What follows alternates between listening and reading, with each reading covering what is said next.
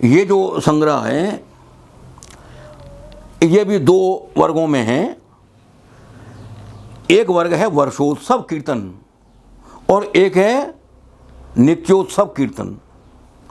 नित्योत्सव और वर्षोत्सव।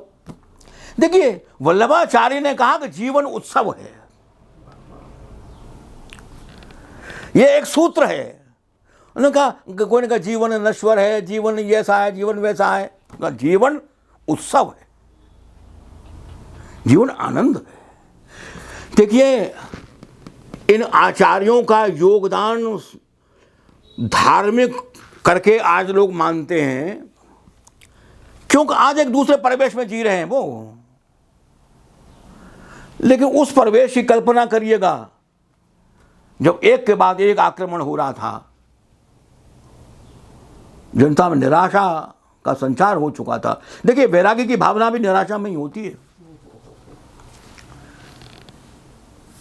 निराशा में ही वो इस प्रकार के कदम उठाता है, पराजय को स्वीकार कर लेता है। उसने मारा, हमने और एक मार झापड़ मार दो हमें, है ना, और जैसे तैसे अपना गुजारा कर रहा है, जी रहा है अपनी खेती को, है ना। उस युग में जो आक्रमण हो रहे थे, उस युग में जब यहाँ की जनता की चेतना सो गई थी, उन्होंने कहा जगो, जीवन उत्सव है,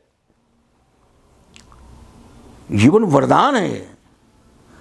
तो इस आशा और उत्साह का संचार करना, एक बार मैंने चैतन्य महाप्रभु के संबंध में ये बात कही थी। अब आप देखिए महाप्रभु शब्द को भी देखिएगा। यहां के सामान्य जन ने, देखिए भयभीत आदमी होता है ना, उसे तनिक भी देर नहीं लगती एक पार्टी से दूसरी पार्टी में जाने में, हैं। वो जो है, वो एक कहावत है, वो जो है वो सैमुअल सेक्शन, वो अपने के लिए सैमुअल सेक्शन लिखते थे। वो जो एक आदमी थे अंग्रेजों के ज़माने में, सैमुअल सेक्शन, और जो हिंदुस्तान आज़ाद हुआ तो उनका शंभू दयाल सक्सेना। तो इधर से उधर होने में देर नहीं, क्योंकि वो भयभीत है, वो भयभीत मानस है, और उसमें निर्भय का संचार कर देना ये कोई मामूली बात है। देखिए माना कि वो राजनीतिक नहीं थे, लेकिन वो अपने मंच से, अपने संस्कृति के मंच से, अपने साहित्य के मंच से, अपने दर्शन के मंच से, अपने विचार के मंच से लोगों को जगा रहे थे, लोकमानस को जगा रहे थे, उद्बुद्ध कर रहे थे।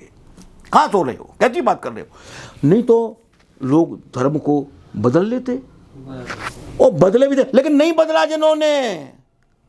आपको समझना होगा उन आचार्यों की कीमत, यहां समझना होगा। लोग दृढ़ रहे, अच्छा ठीक,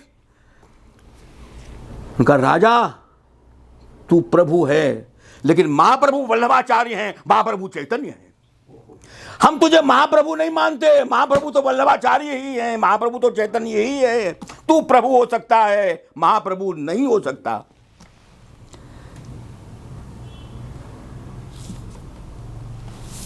ये सामान्य बात नहीं है। उस जमाने में बादशाह का राज है और भक्त कह रहा है हमारे माई श्यामा जू को राज हो। अरे बादशाह कह रहा है मेरा राज है, और भक्त कह रहा है हमारे माई श्यामा जू को राज। हम नहीं मानते तेरे लिए, हम तो श्यामा जू के राज को मानते हैं, हमारे माई श्यामा जू।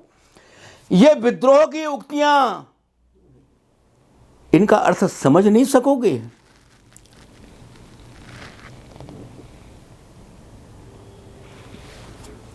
तो मैं तो बार बार ये कहता हूं कि भक्तों का स्वर विद्रोह का स्वर है, बगावत का स्वर है। क्या कोई कह सकता था कि वो हमारा संतन कहा सीख रीसों काम आवत जा, ये महाप्रभु वल्लभाचार्य का ही तो शिष्य था। आवत जात पनैया टूटी बिसर गयो हरि नाम, जाके मुख देखें दुख उपजे ताकों करबे परे सलाम। जिसके मुख देखने से दुख पैदा होता है उसे सलाम करनी पड़े। क्या ये बगावती स्वर नहीं है? इन लोगों ने दरबार में जाना स्वीकार नहीं किया, बादशाह ने तो बुलाया था, सूरदास जी ने कहा, नाहिन रहो मन में ठौर, मेरे मन में जगह ही नहीं रही किसी के लिए। नंद नंदन अछत कैसे आनिए और यहाँ नंद नंदन का अक्षत स्थान बना हुआ है। नंद नंदन अछत कैसे आनिए और उस हृदय में दूसरा आवेगा भी कहां से। क्या तो अटल स्थान, अक्षत स्थान नंद नंदन का बन चुका है। क्या इनके विद्रोह को आपने समझा है? नहीं समझा।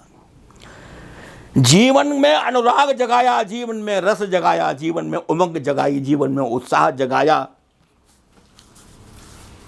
जीवन में रस का संचार किया, जीवन में प्रेम का संचार किया, प्रेम को ईश्वर के रूप में मान। ये बड़ी समझने वाली बात है। यहां मैं जब सूरदास जी के पदों की जब व्याख्या करूंगा तब आपको बताऊंगा कि जैसा कि ये लोग आजकल के समीक्षक लोग कहते हैं, सूरदास जी का ईश्वर परोक्ष सत्ता नहीं है। ये मुझसे लिख करके मैं आपको दे दूं। सूरदास जी का ईश्वर प्रत्यक्ष सत्ता है। उसको वो देख रहे हैं, वो प्रत्यक्ष है। सूरदास जी का ईश्वर परोक्ष सत्ता नहीं है।